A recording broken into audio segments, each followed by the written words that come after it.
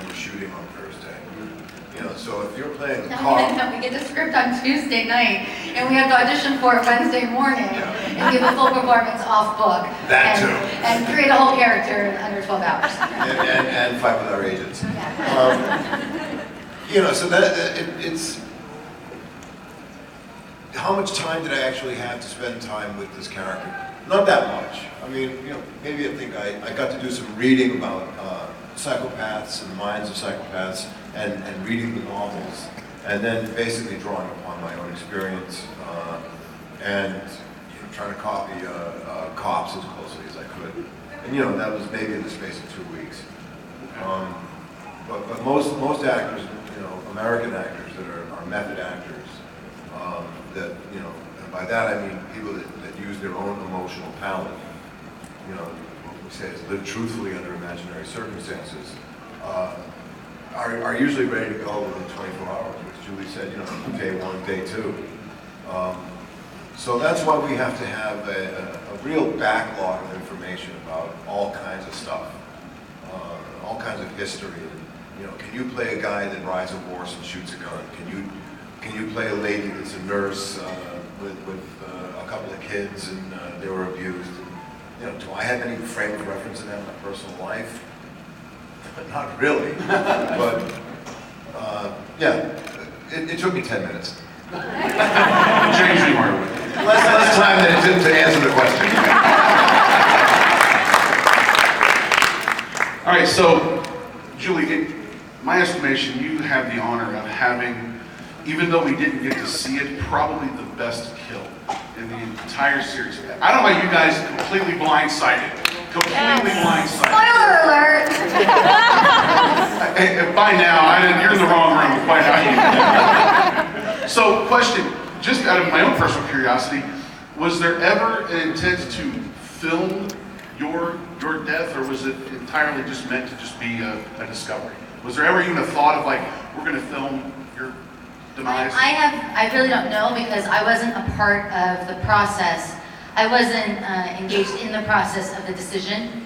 So I literally found out like a couple days before. Oh, really? You know Yeah, and they didn't tell me how I was going to die until the day of.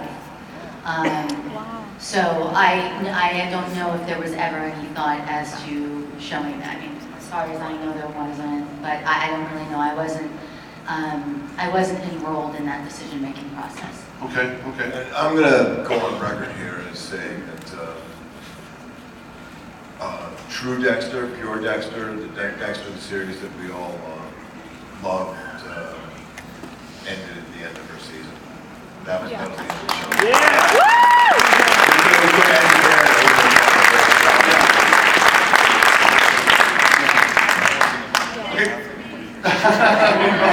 I stopped watching. Not afraid to admit it. I don't want to see episodes. I'm not. Yeah, right? Exactly. No, for me, because the magic was ruined. Because when I watch TV, I want to be entertained. And for me, like, the magic was ruined. Because I knew everybody. So then it's like the magic's ruined. So when people ask me, you know, what do they think of the finale, like the final 8th season, I'm like, I didn't watch it. Right? And it's nothing personal. It's just that, like, for me, having been on the show, it's hard for me to buy into the narrative. So, and when I sit down and watch TV, just like you, I want to be entertained. I want to be taken away. So it's easier for me to watch a show that I'm not on, like Game of Thrones, which I'd like to be on. But you know, but if I am on it, then it'll ruin it, and I'll never be able to watch it.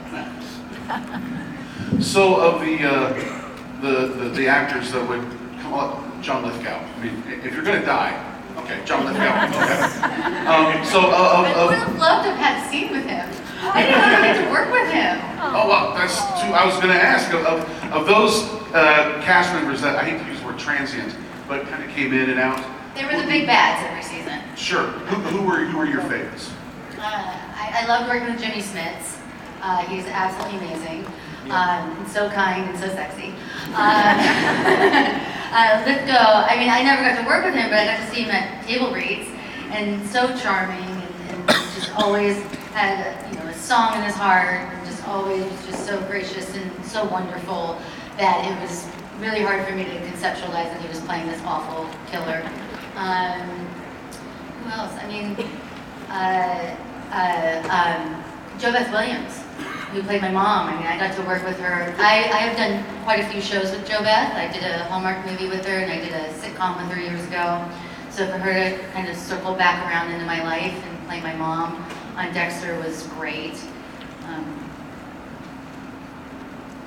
Well, it would have to be Lithgow. You know, I mean, that felt, I mean, that was like our pinnacle season.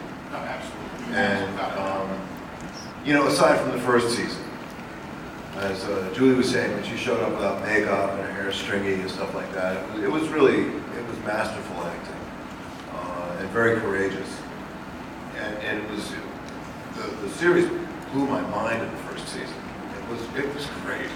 And then, you know, you have, and the Ice Truck Killer was very scary, but you know, he was like a star. And when you get to John Lithgow, not only, you know, is this a very scary villain, but you know, we have an Academy Award-winning actor here who's been an established star for 30 years that everybody knows, and he's coming to do our show. So there was the anticipation and the enjoyment of it being, it felt like we had really arrived. And the fact that the killer was just so fucking nasty. He was just the worst. He was, you know, well, there's kids in the audience and he yells at his wife and then they go, "What are you thankful for, Kyle?" And then he's like, "Shut up." Wow. And that takes a lot of guts for someone who is, you know, beloved, you know, to say something like that, to say the C word on national television to your wife, for an Academy Award-winning, Harvard-educated guy like John Lithgow to say that on our show. It's kind of a big deal. So once again, it felt like, you know, we had arrived creatively, and it was also, you know, we had a big movie star with us.